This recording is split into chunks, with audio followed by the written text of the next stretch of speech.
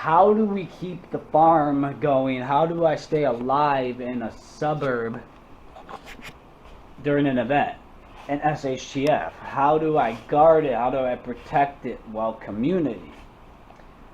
How do you incentivize a community to not want to kick your door in and just take your stuff? Start like I have, by building community, introducing them to the idea and growing food in their own yards, bringing them eggs, talking to them, getting to know them, building a relationship, and all of that. And your family, your closest family to you, I have some here, and bring them in. They'll likely want to be part of what's going on. And having a care package preps for them to get them going so that they have something to live for. I think that's a big part of it.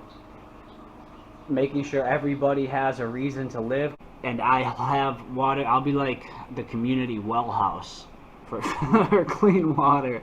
I got 10 systems right now with the the ceramic filter elements that I've built most of. Some Berkeys and Pro Pures over there.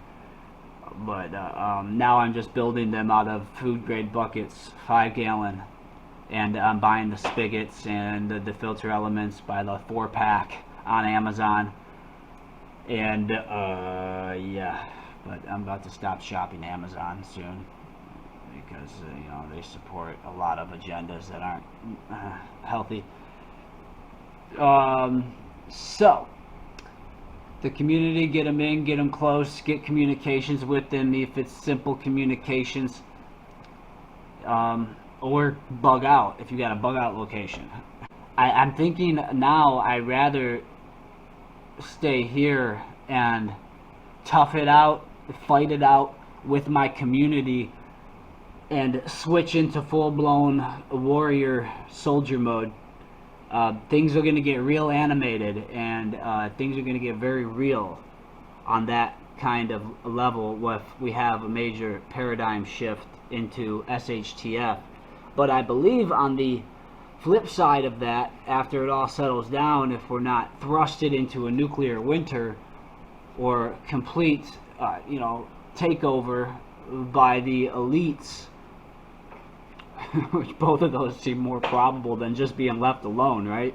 You would hope that, why can't we just go through this event, the grand solar minimum earth changes, and just be left alone? Because if we could, man, that'd be healthy, really, I think, as long as we don't get rained down with asteroids or whiplashed with some CME. Both those are likely probable too. So where do we go from there? Well, underground. So do you have a bunker? Do you have a hole in the ground? My rabbits, they dig. They love it.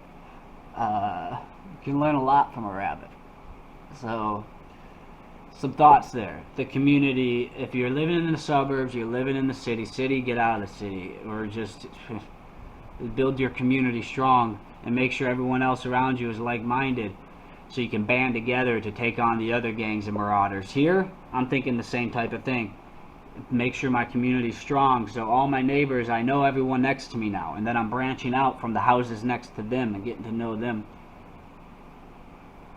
And I know that it can be dangerous to kind of clue people in on what you're doing, but if it's more dangerous to not let any of them know, or I should say not help any of them prepare, which in turn is not letting them know, that's more dangerous. Because then they're just going to be desperate at the last minute coming to kick your door in.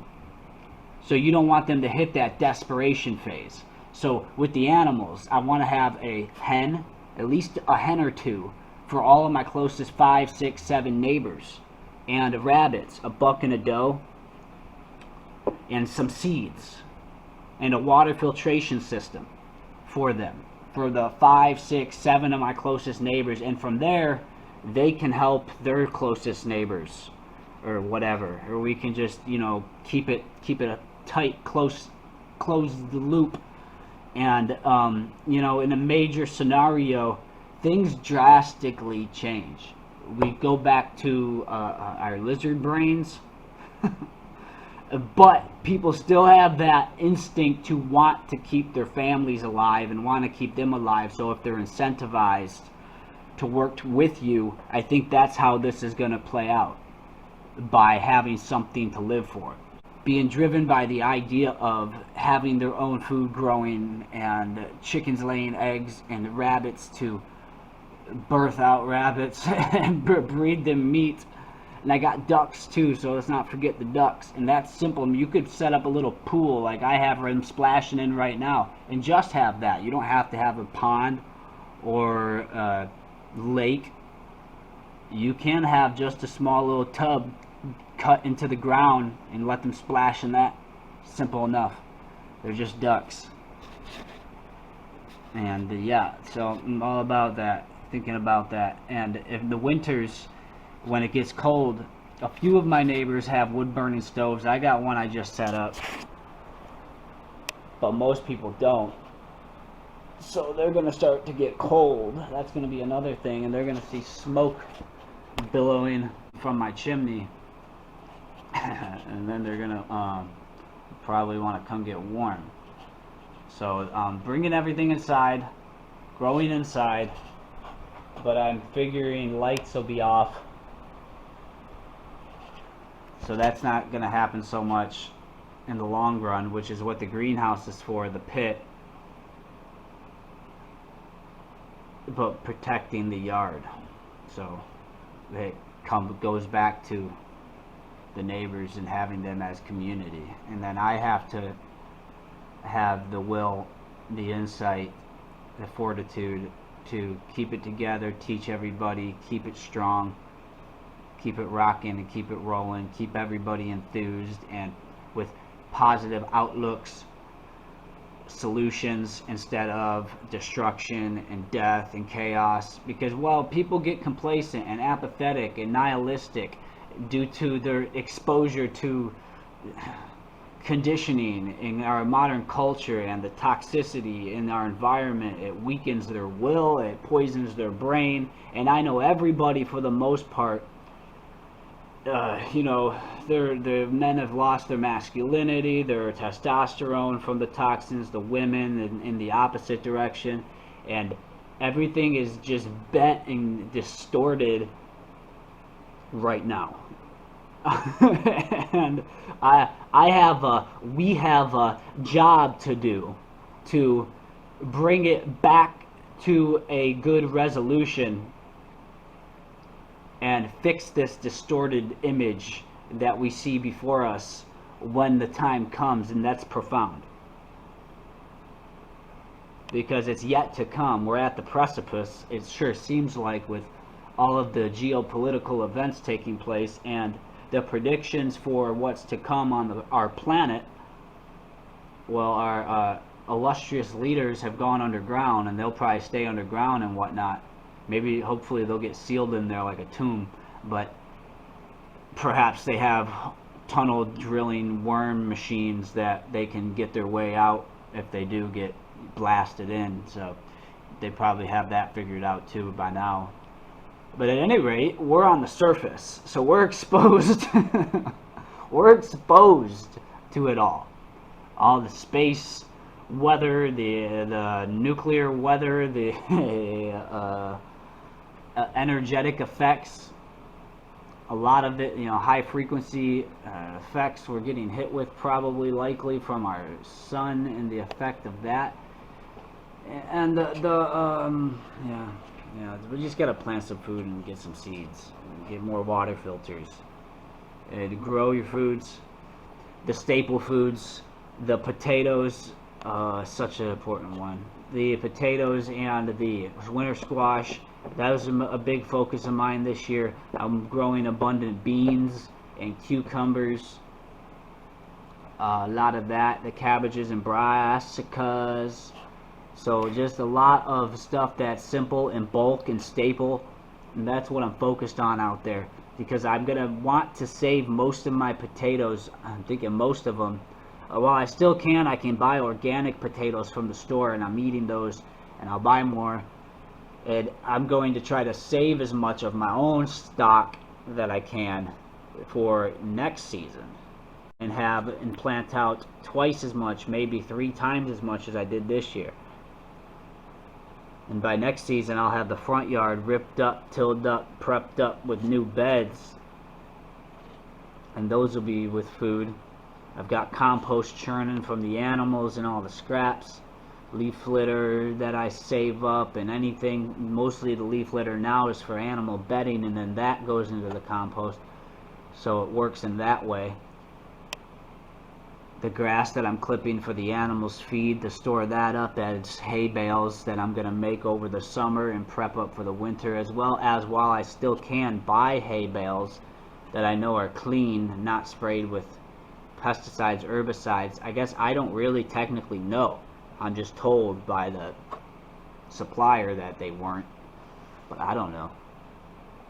So that's why I want to get with all of my own, in my own system, producing it all. Everything that I consume and use, I want to see how it was sourced.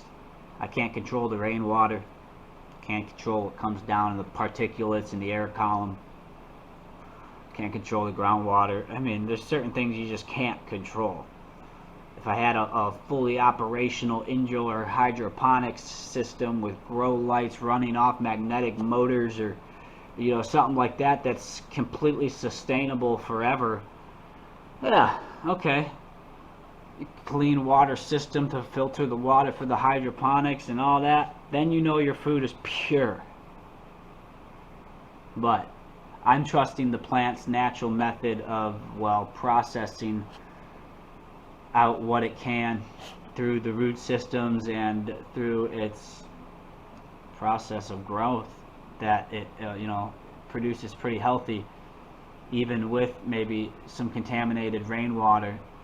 That leaf or that fruit is likely still pretty healthy, as long as it's not covered in pesticides, wasn't sprayed in pesticides, so that didn't soak up in there for the most part. Maybe the groundwater had a little, who knows, right?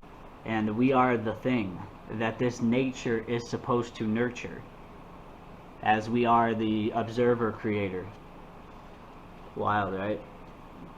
But we got to stay alive. So the people knowing and understanding where people are at, what level they're on versus what level you might be on, you got to get them to level up and understand that they're going to need something worth living for. So get them seeds, get them water filters, get them a hen. Keep a rooster for yourself, or get them a couple hens and a rooster, and get them ducks. That's what I'm thinking too. I'll give them a muscovy duck, 2 of them. They're quiet and they're great. They're broody. They'll hatch out their own eggs. And the ducks, I mean, I might argue that they're better than chickens, at least those muscovy ducks. And the rabbits, so they have a meat source. And if you're on larger land and you got more spaced out neighbors, yeah, that's probably a more opportunistic and better advantage for you. Stay a little safer. But right here in the suburb, I got all these close neighbors, and we can't have like big cattle, big farm animals, so that's why I don't. So I got these little farm animals, the rabbits and chickens and the ducklings. Ducklings.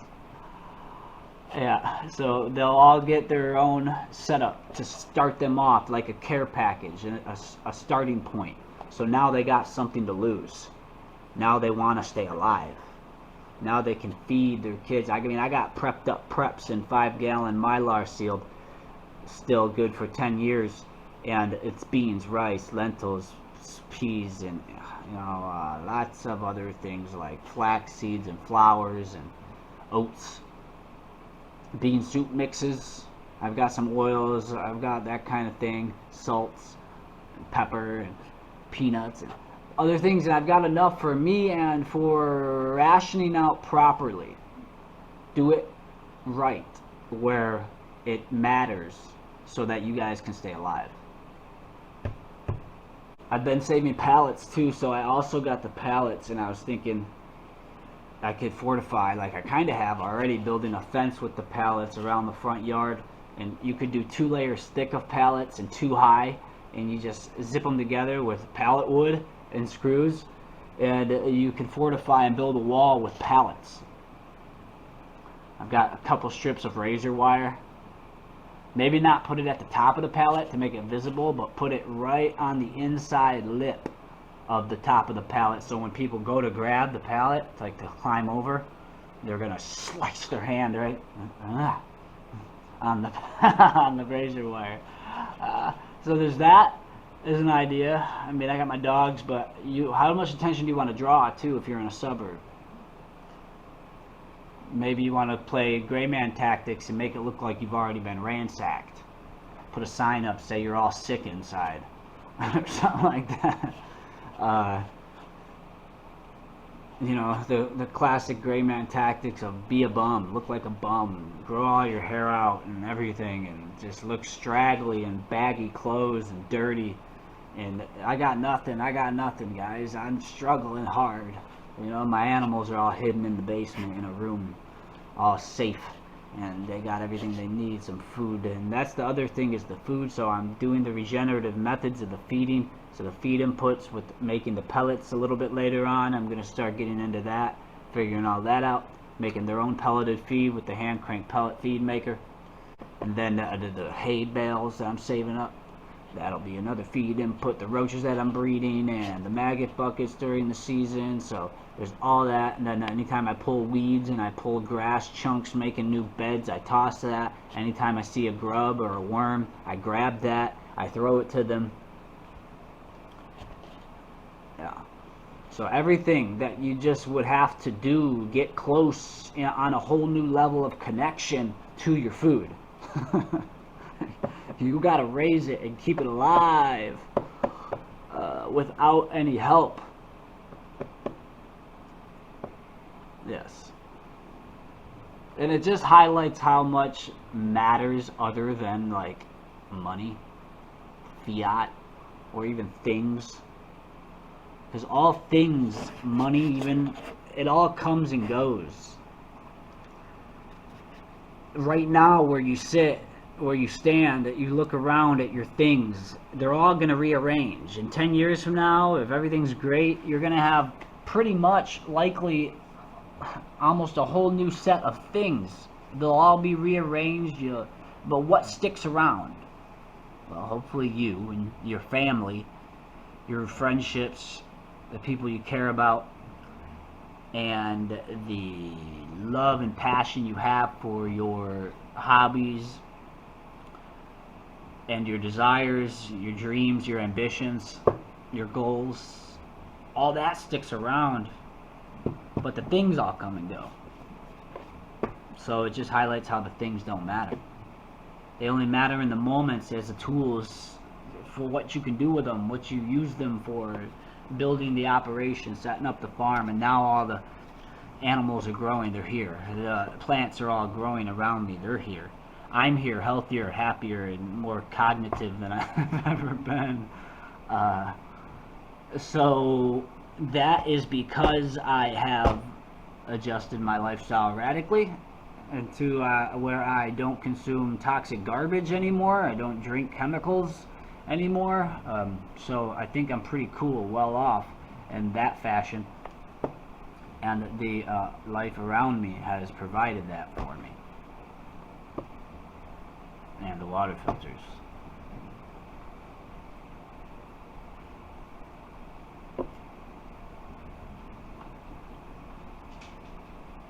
See how it goes.